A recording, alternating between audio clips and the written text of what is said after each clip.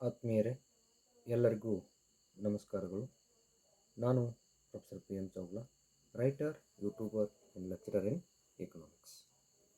Dear student friends, in this episode I am going to talk on BA second semester SEP Macroeconomics DSC2 ಅಂದರೆ ಸಮಗ್ರ ಅರ್ಥಶಾಸ್ತ್ರ DSC2.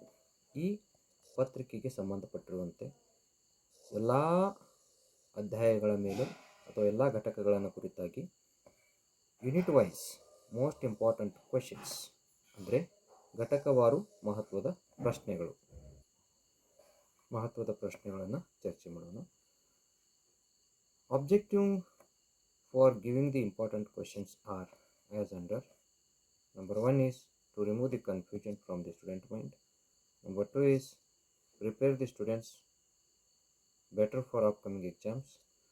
Third one is understanding and remember the content, and to understand the mistakes may happen in the exam and to gain the good marks with good knowledge.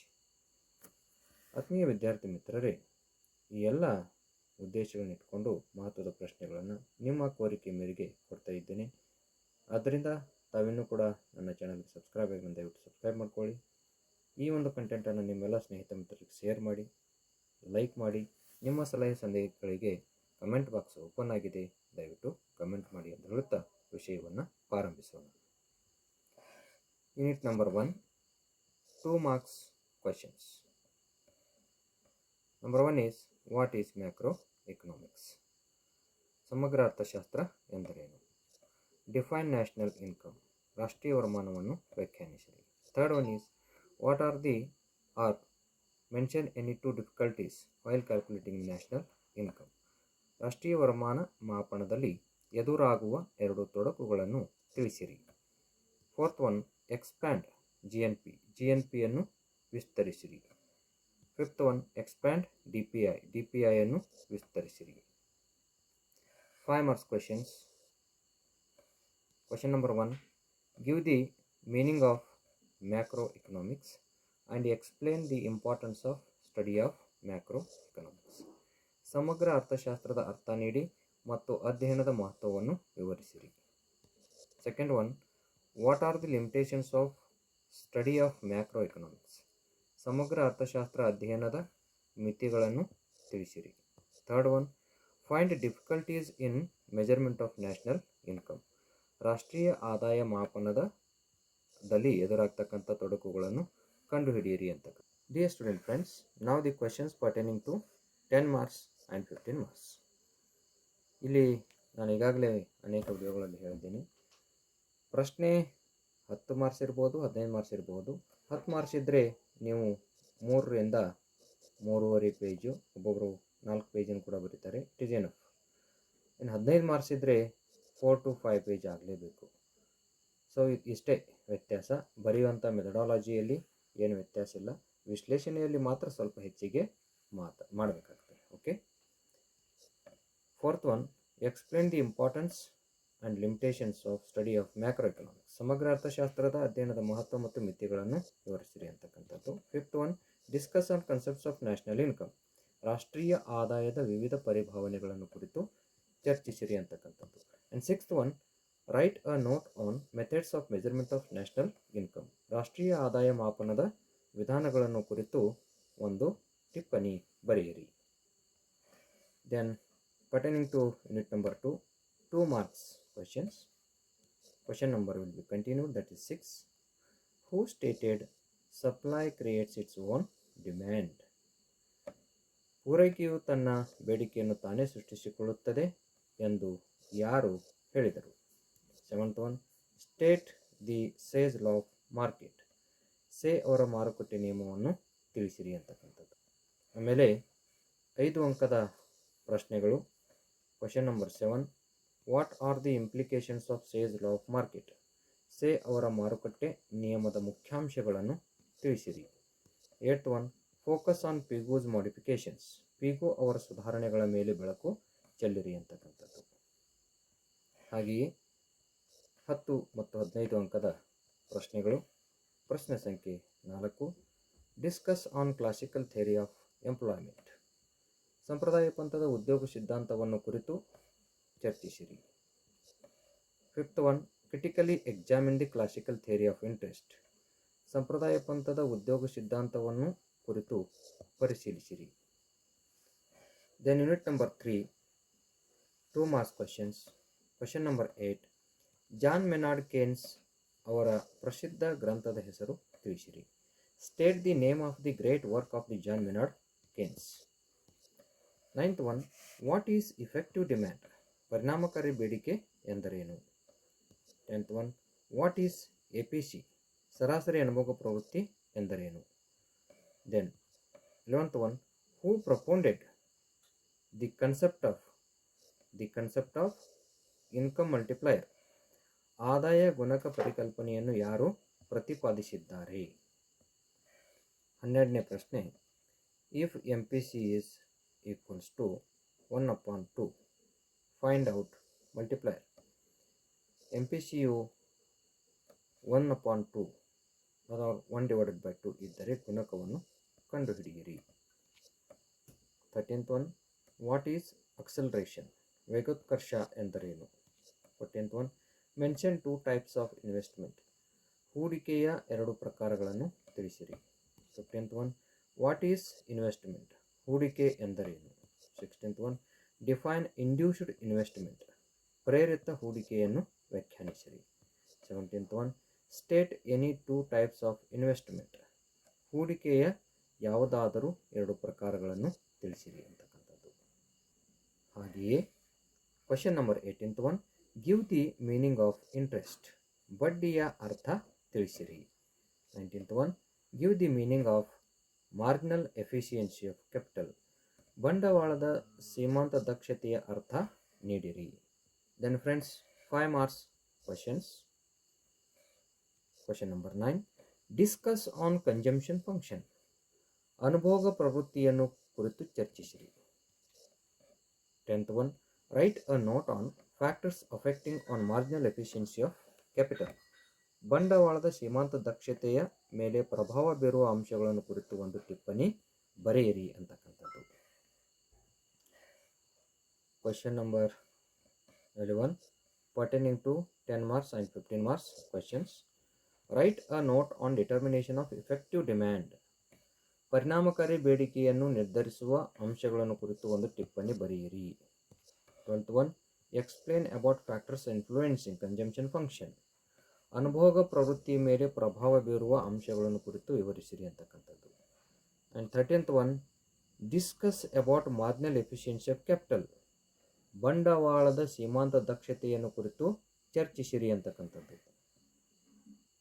ಆತ್ಮೀಯರೇ, unit number 4, 2 marks questions. Question number 20, give the meaning of multiplier. ಗುಣಕದ ಅರ್ಥ ನೀಡಿರಿ. Question number 21, who given the concept of multiplier for the first time. ಮೊಟ್ಟ ಮೊದಲಿಗೆ ಗುಣಕ ಎಂಬ ಪರಿಭಾವನೆಯನ್ನು ಯಾರು ಪರಿಚಯಿಸಿದರು ಅಥವಾ ನೀಡಿದ್ದಾರೆ. Question number 22, who given the concept of employment multiplier. ಉದ್ಯೋಗ ಗುಣಕವನ್ನು ಯಾರು ನೀಡಿದ್ದಾರೆ. Then question number 23, who given the concept of investment multiplier. ಹೂಟೆ ಗುಣಕವನ್ನು ಯಾರು ನೀಡಿದ್ದಾರೆ. Then question number 24, if MPC is 0.5 find out multiplier. MPCಯು 0.5 ಇದ್ದರೆ ಗುಣಕವನ್ನು ಕಂಡುಹಿಡಿಯಿರಿ. 25, state any 2 leakages of multiplier. ಗುಣಕದ ಯಾವುದಾದರೂ 2 ಸೋರಿಕೆಗಳನ್ನು ತಿಳಿಸಿರಿ. ಕ್ವೆಶನ್ ನಂಬರ್ 26, ವೇಗೋತ್ಕರ್ಷ ತತ್ವದ ಅರ್ಥ ನೀಡಿರಿ. Give the meaning of principle of acceleration. Question number 27, who given the principle of acceleration. ವೇಗೋತ್ಕರ್ಷ ತತ್ವವನ್ನು ಯಾರು ರಚಿಸಿದ್ದಾರೆ. Question number 28, what is the symbol of acceleration. ವೇಗೋತ್ಕರ್ಷ ತತ್ವದ ಸಂಕೇತ ಯಾವುದು. Then 5 marks questions. Question number 8, find out what are the leakages of multiplier. ಗುಣಕದ ಸೋರಿಕೆಗಳನ್ನು ಕಂಡುಹಿಡಿಯಿರಿ. Question number 9, write a brief note on limitations and importance of study of the principle of acceleration. ವೇಗೋತ್ಕರ್ಷ ತತ್ವದ ಅಧ್ಯಯನದ ಮಹತ್ವ ಮತ್ತು ಮಿತಿಗಳನ್ನು ಕುರಿತು ಒಂದು ಸಂಕ್ಷಿಪ್ತ ಟಿಪ್ಪಣಿ ಬರೆಯಿರಿ. 10 and 15 marks questions. Question number 14. Give the meaning of multiplier and explain about its working. ಗುಣಕದ ಅರ್ಥ ನೀಡಿ ಮತ್ತು ಅದರ ಕಾರ್ಯಾಚರಣೆಯನ್ನು ಕುರಿತು ವಿವರಿಸಿರಿ. Question number 15. Write a detailed note on principle of acceleration. ವೇಗೋತ್ಕರ್ಷ ತತ್ವವನ್ನು ಕುರಿತು ಒಂದು ಸಮಗ್ರ ಟಿಪ್ಪಣಿ ಬರೆಯಿರಿ. Then unit number 5, 2 marks questions. Question number 29. Give the meaning of trade cycle. ವ್ಯಾಪಾರ ಚಕ್ರದ ಅರ್ಥ ನೀಡಿ. Question number 13. That is define trade cycle. ವ್ಯಾಪಾರ ಚಕ್ರವನ್ನು ವ್ಯಾಖ್ಯಾನಿಸಿ. Question number 31. State any two features of trade cycles. ವ್ಯಾಪಾರ ಚಕ್ರದ ಯಾವುದಾದರೂ ಎರಡು ಲಕ್ಷಣಗಳನ್ನು ತಿಳಿಸಿರಿ. Question number 32. State any two phases of trade cycles. ವ್ಯಾಪಾರ ಚಕ್ರದ ಯಾವುದಾದರೂ ಎರಡು ಹಂತಗಳನ್ನು ತಿಳಿಸಿರಿ. Question number 33. What is inflation? ಅತಿ ಪ್ರಸರಣ ಎಂದರೇನು? Question number 34. State any two causes for inflation. ಅತಿ ಪ್ರಸರಣಕ್ಕೆ ಯಾವುದಾದರೂ ಎರಡು ಕಾರಣಗಳನ್ನು ತಿಳಿಸಿರಿ. Question number 35. What is deflation? ಅನಪ್ರಸರಣ ಎಂದರೇನು? Then 5 marks questions. Question number 10. State meaning and features of trade cycles. ವ್ಯಾಪಾರ ಚಕ್ರಗಳ ಅರ್ಥ ನೀಡಿ ಮತ್ತು ಅದರ ಲಕ್ಷಣಗಳನ್ನು ತಿಳಿಸಿರಿ. Question number 11th one. Write a brief note on how to control trade cycles. ವ್ಯಾಪಾರ ಚಕ್ರಗಳ ನಿಯಂತ್ರಣ ಕುರಿತು ಒಂದು ಸಂಕ್ಷಿಪ್ತ ಟಿಪ್ಪಣಿ ಬರೆಯಿರಿ. Question number 12th one. State the features of inflation. ಅತಿ ಪ್ರಸರಣದ ಲಕ್ಷಣಗಳನ್ನು ತಿಳಿಸಿರಿ. Then question number 13th one. Write a note on causes for inflation. ಅತಿ ಪ್ರಸರಣಕ್ಕೆ ಕಾರಣಗಳನ್ನು ಕುರಿತು ಒಂದು ಟಿಪ್ಪಣಿ ಬರೆಯಿರಿ ಅಂತಕ್ಕಂಥದ್ದು. And question number 10 and 15 marks. Question number 10 marks and 15 marks questions. Okay. 16 question number. Give the meaning of trade cycles and explain the phases of trade cycles. ವ್ಯಾಪಾರ ಚಕ್ರಗಳ ಅರ್ಥ ನೀಡಿ ಮತ್ತು ವ್ಯಾಪಾರ ಚಕ್ರಗಳ ವಿವಿಧ ಹಂತಗಳನ್ನು ವಿವರಿಸಿರಿ. Question number 17th one. Critically examine the purely monetary theory of Hartree. ಹಾರ್ಟ್ರಿ ಅವರ ಪೂರ್ತಿ ಹಣದ ಸಿದ್ಧಾಂತವನ್ನು ವಿಮರ್ಶಾತ್ಮಕವಾಗಿ ಪರಾಮರ್ಶಿಸಿರಿ. Question number 18th one. Discuss on how to control trade cycles. ವ್ಯಾಪಾರ ಚಕ್ರಗಳನ್ನು ಹೇಗೆ ನಿಯಂತ್ರಿಸುವುದು ಕುರಿತು ಚರ್ಚಿಸಿರಿ. Question number 19th one. Explain about types of inflation. ಅತಿ ಪ್ರಸರಣದ ಪ್ರಕಾರಗಳನ್ನು ವಿವರಿಸಿರಿ. Then question number 20th one. Discuss on causes for inflation. ಅತಿ ಪ್ರಸರಣಕ್ಕೆ ಕಾರಣಗಳನ್ನು ವಿವರಿಸಿರಿ. Question number 21. Examine the effects of inflation. ಅತಿ ಪ್ರಸರಣದ ಪರಿಣಾಮಗಳನ್ನು ಪರಿಶೀಲಿಸಿರಿ. Question number 22. Write a detailed note on how to control inflation. ಅತಿ ಪ್ರಸರಣವನ್ನು ಹೇಗೆ ತಡೆಗಟ್ಟುವುದು ಕುರಿತು ಒಂದು ಟಿಪ್ಪಣಿ ಅಥವಾ ಒಂದು ಸಮಗ್ರ ಟಿಪ್ಪಣಿ ಬರೆಯಿರಿ ಅಂತಕ್ಕಂಥದ್ದು. ಆತ್ಮೀಯರೇ, ಇದರೊಟ್ಟಿಗೆ ಏನಪ್ಪ ಅಂತಂತಂದರೆ ಇಲ್ಲಿ ಸ್ಥಿತಿ ವಿದ್ಯಮಾನ ಕೇಸ್ಲೆಟ್ ಅಂತ ಹೇಳಿ ಕರಿತೀವಿ. ಈ ಸ್ಥಿತಿ ವಿದ್ಯಮಾನದಲ್ಲಿ ಏನು ಕೇಳಿದ್ದಾರೆ ಅಂತಂತಂದರೆ ಮೊದಲನೇ ಪ್ರಶ್ನೆ ಮತ್ತು ಎರಡನೇ ಪ್ರಶ್ನೆ ಎರಡು ಪ್ರಶ್ನೆ ಏನು ಕೇಳಿದ್ದಾರೆ. ಇದಕ್ಕೆ ಸಪೋಸ್ ನೀವು ಕ್ವಶನ್ ನಂಬರ್ 11 ಅಂತ ಇಟ್ಕೊಳ್ಳಿ ಅಥವಾ ಇದರಲ್ಲಿ ಬರ್ತಕ್ಕಂಥದ್ದು 23 ಅಂತ ಇಟ್ಕೊಳ್ಳಿ. ಓಕೆ, ಕ್ವಶನ್ ನಂಬರ್ 23 ಅಂದ್ಕೊಳ್ಳಿ. ಪಾರ್ಟ್ ಎ ನಲ್ಲಿ ಏನು ಕೇಳಿದ್ದಾರೆ ಅಂತಂದರೆ explain the working of multiplier. ಗುಣಕ ತತ್ವದ ಕಾರ್ಯಾಚರಣೆಯನ್ನು ವಿವರಿಸಿರಿ. ಥೆರಾಟಿಕಲ್ ಅಸ್ಪೆಕ್ಟ್ ಬರುತ್ತೆ. ಆಮೇಲೆ ಒಂದು ನೀವು ಎಕ್ಸಾಂಪಲ್ ಕೊಡಬೇಕಾಗತ್ತೆ. ಗುಣಕ ಹೇಗೆ ಒಂದಿದ್ದದ್ದು ಎರಡಾಗತ್ತೆ ಅನ್ನುವಂಥದ್ದು ಎಕ್ಸಾಂಪಲ್ ಕೊಡಬೇಕಾಗತ್ತೆ. ಅದನ್ನು ಈಗಾಗಲೇ ನಾನು ನೋಟ್ಸ್ನಲ್ಲಿ ಕೂಡ ಹೇಳಿದ್ದೇನೆ, ನೋಡ್ಕೊಳ್ಳಿ. ಆಮೇಲೆ ಬಿ ಪಾರ್ಟ್ ಏನಿದೆ, calculate multiplier. It means the symbol of multiplier is K when M P C is 1/2, 2/3, 3/5, 5/8 and 9/10 ಇದ್ದಾಗ ಗುಣಕ ಅಂದರೆ ಕೆ ಮೌಲ್ಯವನ್ನು ಕಂಡುಹಿಡಿಯಿರಿ. ಅಥವಾ ಆ್ಯಕ್ಚುಲಿ ಇಲ್ಲಿ ಅಥವಾ ಇರುವುದಿಲ್ಲ, ಆದರೆ ವಿದ್ಯಾರ್ಥಿಗಳಿಗೆ ಅನುಕೂಲ ಆಗಲಿ ಅನ್ನುವಂಥ ದೃಷ್ಟಿಯಿಂದ ಅಥವಾ ಸೆಕ್ಷನಲ್ಲಿ ಅಥವಾ ಆರ್ ಸೆಕ್ಷನಲ್ಲಿ ಕೊಟ್ಟಿದ್ದಾರೆ. ಏನು ಕೇಳ್ತಾರೆ ಅಂತಂತಂದರೆ explain the different phases of trade cycles. ನೇರವಾಗಿರ್ತಕ್ಕಂಥ ಪ್ರಶ್ನೆಯಲ್ಲಿ ನಾನು ಕೇಳಿದ್ದೇನೆ ಮತ್ತು ಕೂಡ ಇಲ್ಲಿ ಏನಾಗಿದೆ ಕೇಸ್ಲೆಟ್ನಲ್ಲಿ ಬಂದಿದೆ ಅಥವಾ ಸ್ಥಿತಿ ವಿದ್ಯಮಾನದಲ್ಲಿ ಬಂದಿದೆ. ಓಕೆ, ವ್ಯಾಪಾರ ಚಕ್ರದ ವಿವಿಧ ಹಂತಗಳನ್ನು ವಿವರಿಸಿರಿ. ರೇಖಾಚಿತ್ರ ಸಮೇತ ನೀವು ಇದಕ್ಕೆ ಎಕ್ಸ್ಪ್ಲನೇಷನ್ ಕೊಡಬೇಕಾಗತ್ತೆ. ಆತ್ಮೀಯರೇ, ಈಗಾಗಲೇ ನಾವು ಚರ್ಚೆ ಮಾಡಿರುವಂತೆ ಸುಮಾರು 35 ಪ್ರಶ್ನೆಗಳನ್ನು 2 ಅಂಕಗಳ ಪ್ರಶ್ನೆಗಳನ್ನಾಗಿ ಚರ್ಚೆ ಮಾಡಿದ್ದೇವೆ. 2 marks questions. 13 questions belongs to 5 marks and 23 questions belongs to 10 marks and 15 marks. ಇವುಗಳನ್ನು ನಿಮ್ಮ ಅನುಕೂಲಕ್ಕಾಗಿ ನಿಮ್ಮ ಕೋರಿಕೆಯ ಮೇರೆಗೆ ಭಾಳಷ್ಟು ದಿನಗಳಿಂದ ನೀವು ಕೇಳ್ತಾ ಇದ್ದೀರಿ. ಸ್ವಲ್ಪ ಕಾರ್ಯ ಬಾಹುಳ್ಯದಿಂದಾಗಿ ಅಪ್ಡೇಟ್ ಮಾಡಲಿಕ್ಕೆ ಆಗಿರಲಿಲ್ಲ, ದಯವಿಟ್ಟು ಕ್ಷಮೆ ಇರಲಿ. ಸೊ ಮತ್ತೆ ಸಾಕಷ್ಟು ಚರ್ಚೆ ಮಾಡಲಿಕ್ಕೆ ವಿಷಯ ಇದೆ, ಚರ್ಚೆ ಮಾಡೋಣ. ನಿಮಗೇನಾದರೂ ಈ ಒಂದು ವಿಷಯಕ್ಕೆ ಸಂಬಂಧಪಟ್ಟಿರುವಂತೆ ಸಂದೇಹಗಳು, ಸಮಸ್ಯೆಗಳು ಇದ್ದರೆ ದಯವಿಟ್ಟು ಕಮೆಂಟ್ ಬಾಕ್ಸ್ ಓಪನ್ ಇದೆ. ಕಮೆಂಟ್ ಮಾಡ್ತಾ ಇಲ್ಲ ನೀವು, ಕಮೆಂಟ್ ಮಾಡಿ, ವಿಡಿಯೋನ ಲೈಕ್ ಮಾಡಿ, ಸಬ್ಸ್ಕ್ರೈಬ್ ಮಾಡ್ಕೊಳ್ಳಿ. ಕೇವಲ ನೋಡಿ ಹಾಗೆ ಸುಮ್ಮನಾಗಬೇಡಿ. ಓಕೆ, ಸಬ್ಸ್ಕ್ರೈಬ್ ಮಾಡಿ, ನಿಮ್ಮ ಸ್ನೇಹಿತ ಮಿತ್ರರಿಗೂ ಕೂಡ ಶೇರ್ ಮಾಡಿ. ಸೊ ನಿಮ್ಮ ಸಲಹೆ ಸಂದೇಹಗಳಿಗೆ ನಾನು ಯಾವತ್ತೂ ನಿಮ್ಮ ಸೇವಕನಾಗಿ ಕೆಲಸ ಮಾಡಲಿಕ್ಕೆ ತಯಾರಿದ್ದೇನೆ. ಏನಾದರೂ ಸಂದೇಹಗಳಿದ್ದರೆ ದಯವಿಟ್ಟು ತಿಳಿಸಿ.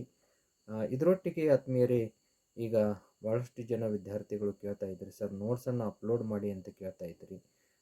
ನೋಟ್ಸನ್ನು ಅಪ್ಲೋಡ್ ಮಾಡಲಿಕ್ಕೆ ಸಾಧ್ಯ ಇದೆ, ಈಗ ಏನು ತೊಂದರೆ ಇಲ್ಲ. ಈಗ BA ದ್ವಿತೀಯ ಸೆಮಿಸ್ಟರ್ಗಾಗಿ ಸಮಗ್ರ ಅರ್ಥಶಾಸ್ತ್ರ ಅಂದರೆ DSC2 ಪಠ್ಯಕ್ರಮದ ಪ್ರಕಾರ ಏನಿದೆಯೋ as per the SEP guidelines ಏನಿದೆಯೋ ಇದನ್ನು ಏನಪ್ಪ ಅಂತಂದ್ರೆ ಕನ್ನಡ ಮಾಧ್ಯಮದಲ್ಲಿ ಸದ್ಯ ಲಭ್ಯ ಇದೆ. ಇಂಗ್ಲೀಷ್ ಮಾಧ್ಯಮ ವಿದ್ಯಾರ್ಥಿಗಳು ಭಾಳಷ್ಟು ಕೇಳ್ತಾ ಇದ್ದೀರಿ, ಆದರೆ ಈ ಸಲ ಮಾಡಬೇಕಾಗಿತ್ತು ನಾನು, ಆದರೆ ಈ ಸಲ ಸಾಧ್ಯ ಆಗ್ತಾ ಇಲ್ಲ, ಸ್ವಲ್ಪ PhD ವರ್ಕ್ ಇರೋದ್ರಿಂದ ದಯವಿಟ್ಟು ಕ್ಷಮಿಸಿ. ಮುಂದಿನ ಒಂದು ಸೆಮಿಸ್ಟರ್ಗೆ ನಿಶ್ಚಿತವಾಗಿಯೂ ಮಾಡ್ತೀನಿ, ಅಲ್ಲಿ ತನಕ PhD ಕಂಪ್ಲೀಟ್ ಆಗುತ್ತೆ ಅಂತ ತೊಂದರೆ ಇಲ್ಲ. ಸೊ ಹೀಗಾಗಿ ಏನಪ್ಪ ಅಂದರೆ ಈ ಸೆಮಿಸ್ಟರ್ನಲ್ಲಿ ನೀವು KK ಡಿವೇಟ್ ಸರ್ದು ಬುಕ್ ಚೆನ್ನಾಗಿದೆ, ಅಡ್ವಾನ್ಸ್ಡ್ ಎಕನಾಮಿಕ್ ಥಿಯರಿ ಅಂತೇಳಿ, ಇಂಗ್ಲೀಷ್ ಮೀಡಿಯಮ್ನಲ್ಲಿ. You can refer this book. It is simplest language and having theoretical as well as calculation part. Okay, ನೋಡ್ಕೋಬಹುದು. ನಿಮಗೆ ಏನಾದರೂ ಈ ನೋಟ್ಸ್ ಬೇಕಂತಂದರೆ ಇದೆ, ಅದರದ್ದು ಒಂದು ಮುಖಪುಟವನ್ನೇ ಇಲ್ಲಿ ಹಾಕಿದ್ದೀನಿ, ನೋಡ್ತಾ ಇದ್ದೀರಿ ನೀವು. ಈ ಮುಖಪುಟದಲ್ಲಿ ಇರುವಂತೆಯೇ ನೋಟ್ಸ್ ಇದೆ. ಸೊ ನೋಡಿ, ಎಸ್, ಇದು ಅದರದ್ದು ಮುಖಪುಟ. ಸೊ ನಿಮಗೇನಾದರೂ ಪಠ್ಯಕ್ರಮದ ಪ್ರಕಾರ ನೋಟ್ಸ್ ಬೇಕು ಅಂತಂತಂದರೆ 9964711356ಗೆ ವಾಟ್ಸಪ್ ಮೂಲಕ ನಿಮ್ಮ ಸಂಪೂರ್ಣ ಅಂಚೆ ವಿಳಾಸವನ್ನು ಕಳುಹಿಸುವ ಮೂಲಕ ಪಡಿಬಹುದು. ಅದರ ಬೆಲೆಯನ್ನು ಕೂಡ ಹೀಗೆ ಹೇಳಿಬಿಡ್ತೀನಿ. ನಿಮಗೆ ಪ್ರಿಂಟೆಡ್ ಕಾಪಿ ಬೇಕು ಅಂತಂದರೆ 180 ಆಗುತ್ತೆ. ಏನು ಮಾಡಿದ್ದಾರೆ ಇಂಡಿಯನ್ ಪೋಸ್ಟಲ್ ಸರ್ವಿಸಸ್ನವರು, ಪ್ರಿಂಟೆಡ್ ಬುಕ್ ಸರ್ವಿಸಸನ್ನು ತಮ್ಮ ಒಂದು ಯಾವುದು ಪಾರ್ಸಲ್ ಸರ್ವಿಸ್ ಏನು ಇದೆಯೋ ಅದು ವಿಂಡೋದಿಂದ ತೆಗೆದುಹಾಕಿಬಿಟ್ಟಿದ್ದಾರೆ. ಹೀಗಾಗಿ ಪೋಸ್ಟೇಜ್ ಭಾಳ ಆಗ್ತಾ ಇದೆ, ಅದಕ್ಕಾಗಿಯೇ ಇದ್ರದ್ದು ರೇಟ್ ಕೂಡ ಏನಪ್ಪ ಅಂತಂದರೆ ಹೆಚ್ಚಾಗಿದೆ. ನಿಮಗೇನಾದರೂ PDF ವರ್ಜನ್ ಬೇಕು ಅಂತಂತಂದರೆ ಇದರದ್ದು ಬೆಲೆ ಕೇವಲ 80 rupees, ಓನ್ಲಿ 80 rupees ಮಾತ್ರ ಇದೆ. You can pay online and after payment we will send PDF copy. Okay, so ಇದಾಗಿತ್ತು ಆತ್ಮೀಯರೇ ಸಮಗ್ರ ಅರ್ಥಶಾಸ್ತ್ರ ಪತ್ರಿಕೆ DSC 2 ಪತ್ರಿಕೆ 2 ಇದಕ್ಕೆ ಸಂಬಂಧಪಟ್ಟ ಚರ್ಚೆ. ನಿಮಗೇನಾದರೂ ಸಂದೇಹ ಸಲಹೆಗಳಿದ್ದರೆ ದಯವಿಟ್ಟು ಕಮೆಂಟ್ ಮಾಡಿ, ಲೈಕ್ ಮಾಡಿ, ಶೇರ್ ಮಾಡಿ ಅಂತ ಹೇಳುತ್ತಾ ಇಲ್ಲಿಗೆ ವಿಡಿಯೋನ ಮುಗಿಸ್ತಾ ಇದ್ದೇನೆ. ಬರ್ತಕ್ಕಂಥ ಪರೀಕ್ಷೆಗೆ wish you all the best. Thank you for watching.